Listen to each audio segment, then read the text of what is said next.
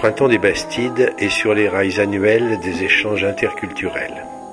C'est à la Belle Grange de Lanquet que l'association Quatre Vents invite 2 musiciens argentins, instrumentistes professionnels, chanteurs, compositeurs, interprètes amoureux de cette musique, de tango, de milonga, comme de leur pays.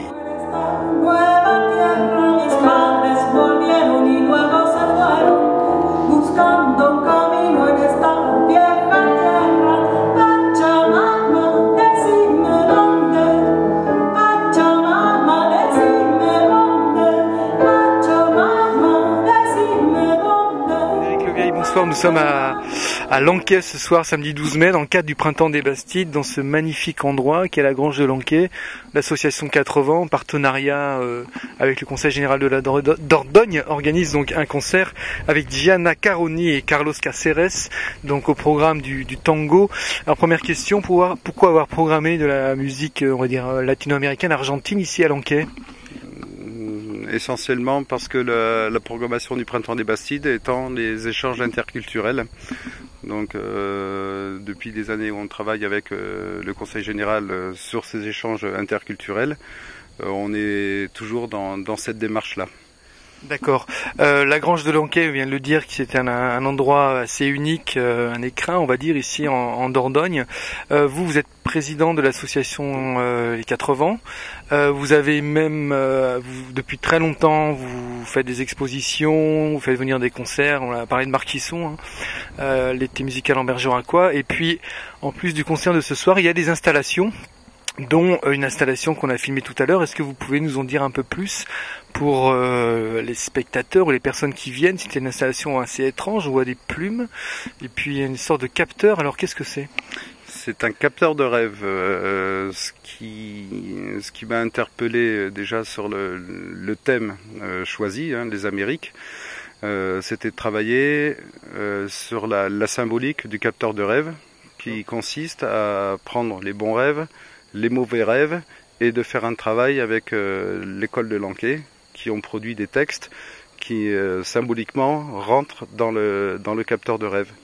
Donc les mauvais rêves sont pris par la toile d'araignée, les bons rêves passent par le centre et se retrouvent transformés en plumes. Et la symbolique voudrait que demain, au lever du jour, on sorte l'installation, on va pas le faire, et que les mauvais rêves soient brûlés à la lumière du soleil. D'accord, on est proche de pratiques chamanistes. Est-ce que c'est quelque chose qui vous travaille depuis longtemps ou est-ce que c'est spécialement pour cette année ? Ce projet ? Ce projet-là ? Ce projet, non, c'est juste là... Lié à l'Amérique et la latine Oui. D'accord.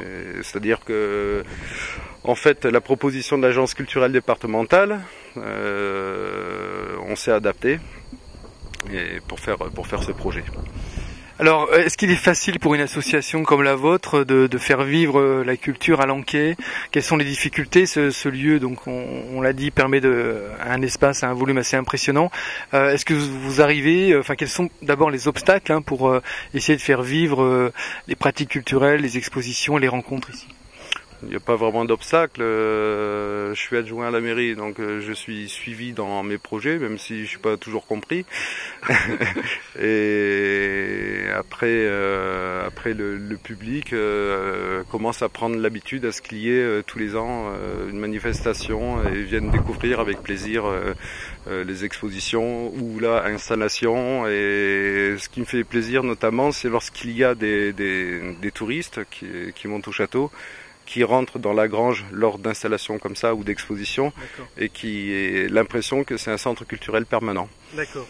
Il n'y a pas d'exposition permanente, on est d'accord, c'est des expositions qui tournent? C'est que temporaire. D'accord. Je me souviens d'une année où il y avait une exposition de land art à côté, là, dans le petit sentier. Est-ce que ça avait été des performances ou des installations qui avaient eu un certain écho dans le village, tout simplement Ça a été interprété comme quoi, qu'est-ce que c'est que ce bazar qu'il y a dans les bois, en gros. Donc pas évident, effectivement, d'intégrer de la culture en milieu rural. D'accord. Et malgré la médiation, parce qu'il y avait une médiation quand même. Oui, mais bon, par contre, ce qui est intéressant, c'est de rencontrer des gens qui qui rentrent dans le jeu au fil du temps. Ça c'est intéressant parce que c'est une démarche que je trouve culturelle et pédagogique envers les gens du village.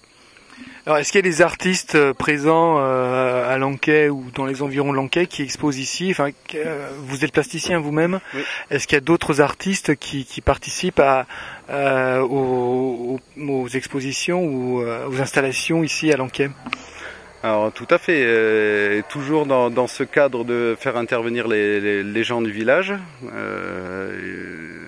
Je vais donner pour exemple un ancien du village qu'on a exposé à 2 reprises, qui travaille avec du bois qu'il récupère, qu'il peint, etc. Donc c'est toujours dans un cadre pédagogique d'intégration de la culture en milieu rural.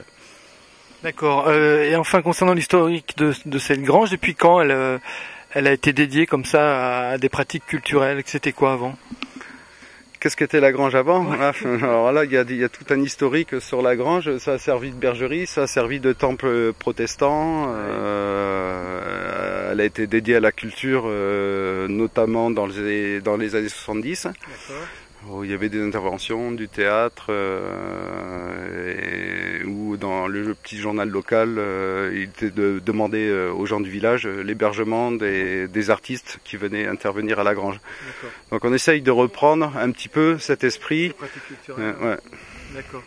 Est-ce que vous avez c'est toujours la question sur les projets à venir, est-ce que vous avez peut-être des projets plus ambitieux ou des choses que vous voudrez bien mettre en œuvre et vous sentez que c'est difficile parce que les collectivités ont du mal à suivre? Qu'est-ce que vous voudriez faire en plus? La culture étant presque un gros mot, on travaille avec des subventions parce que on ne peut pas s'autofinancer. Oui.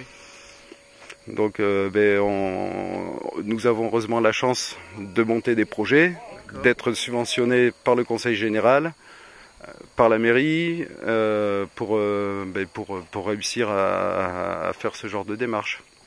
D'accord. Et cet été, donc, est-ce que vous avez déjà une idée ou nous donner un programme pour l'été étant particulièrement une période où les touristes vont venir ici autour de Lanquais? Est-ce que vous avez des choses à proposer? Alors personnellement, ce que j'ai à vous proposer, c'est un partenariat avec Marc Chisson sur l'organisation, et la semaine d'après, ça sera avec Musique Espérance avec Dominique Amiette. D'accord, donc ça sera 2 concerts de musique classique probablement. 3 soirées de concert la première semaine et 3 soirées de concert après par la suite. Donc tout ça aussi pour que cette grange représente cette symbolique qu'est la culture, parce que je trouve que c'est un édifice qui est complètement dédié à ça, enfin à mon sens. Et pour terminer sur l'association des 80, l'association est très liée à la grange puisque c'est l'espace d'exposition, il me semble. Combien de membres et quels sont les objectifs prioritaires? L'association, combien de membres, ça fluctue. Les objectifs, encore une fois, on en reste tout le temps sur des principes d'échange culturel, faire intervenir des artistes locaux ou d'autres artistes professionnels, et la musique, la culture dans le plus grand sens général du terme. Bien, Frédéric Levieille, merci. Et puis donc là, on attend le concert qui va pas tarder. Merci à vous. Merci à vous.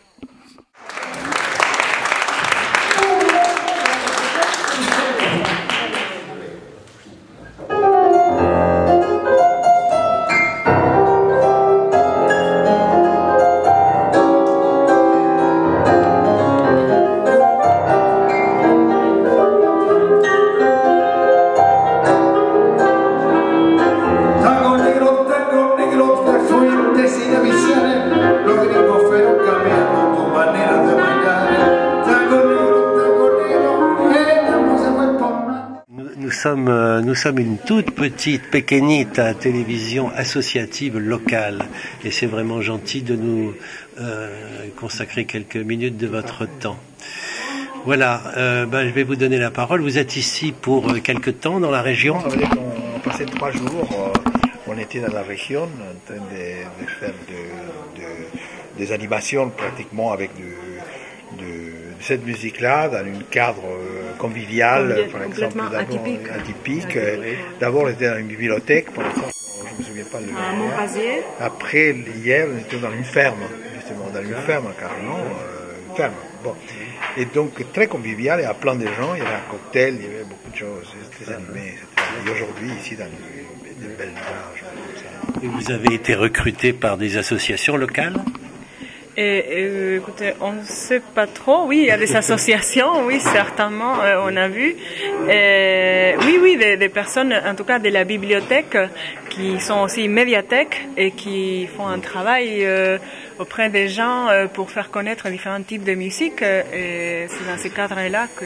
C'est ça, c'est le Conseil général, je crois, qui est très attaché aux échanges interculturels. Donc, vous faites partie de cette intention-là. Vous faites souvent des choses comme ça ? Non, mais pas c'est la première fois que ça m'arrive. En réalité, c'était tout à fait exceptionnel parce qu'en réalité, notre amie Gianna devait jouer avec sa sœur, pratiquement un duo. Mais comme en réalité, elle vient d'avoir un bébé la semaine dernière, pratiquement, donc il y a une catastrophe. Une catastrophe à pied levé, je remplace. D'accord. C'est pas le même. Bon, donc on a concocté un répertoire comme ça. Bon, mais donc c'est très très intéressant, mais c'est pas mon. D'accord. Ben, vous transmettrez nos félicitations à votre sœur qui joue du violoncelle, je crois. Qui joue du violoncelle, qui chante, qui compose les chansons qu'on a fait ces 3 jours de concert. Oui, une partie. D'accord. Quelles étaient vos intentions en concoctant ce programme un peu au pied levé comme ça, qui nous a paru très uni, enfin très homogène et très bien. On a déjà une histoire ensemble parce que de toute façon, soit elle, soit sa sœur, ou les deux ensemble, on joue dans des formations plus importantes. Pratiquement aujourd'hui, on a pris une synthèse de ça, d'une façon minimaliste. On a pris un petit air tout de même de la musique argentine contemporaine, tango, milonga, jazz, enfin. C'était un aperçu de différents types de musique en Argentine, mais surtout de l'histoire, une partie de l'histoire de la musique. Et il y avait aussi également des compositions de M. Juan Carlos Cáceres et des compositions du duo de las hermanas Caroni, donc de ma sœur et moi-même. Y compris dans le Piazzolla que vous avez joué, ce sont des arrangements que vous faites vous-même. Oui, ça veut dire que moi, par exemple, je fais, de toute façon, je passe en revue l'histoire du tango. Dès le début, on a fait de la musique même du XVIIIe siècle, le tango très ancien, et le Piazzolla, même toutes ces musiques-là, d'une façon un peu iconoclaste, ça veut dire sans aucun préjugé. Je passe à la molinette pratiquement. Oui, alors vous avez raison, je ne vous connais pas assez, mais je vous connais très bientôt. Une dernière question peut-être. Avec l'Argentine, je suppose que vous avez toujours des contacts. Comment va l'Argentine aujourd'hui ? Bueno, ça c'est la politique qui nous amène tous les jours à des jours avec l'actualité française, parce que juste dans notre dernière élection ici en France, bon, on cite comme exemple justement la réussite de l'Argentine pour sortir de la crise. Oui, et malgré les grandes institutions internationales que vous avez su mettre au pas, si je peux dire. Moi, je viens de l'Argentine, ça fait déjà 1 mois et demi que j'ai fait un séjour là pour faire un documentaire, par exemple. Donc, on est des experts de la crise. On est des experts. On vit en crise permanente et cyclique. Mais enfin, vous vous débrouillez pas mal avec les nationalisations des grands groupes espagnols. Enfin. Mais de toute façon, c'est normal. Vous savez, par exemple, il y a des grandes périodes. Bon, et après, il y a des gouvernements qui vont vendre tout à l'étranger. Et après, bon, il y a la réappropriation. Ça, c'est quelque chose qui s'est fait avec Perón dans les années 50, etc. Bon, donc, c'est cyclique. D'accord. Bon, votre exil ne vous pèse pas trop? Et surtout ces derniers jours, pas du tout. Ah ouais. On est très bien. Et vraiment, c'est une région magnifique. On a vu plein de choses, on a goûté plein de choses. On a fait une belle rencontre. Mais je vous remercie beaucoup. Merci encore pour ce concert et à bientôt.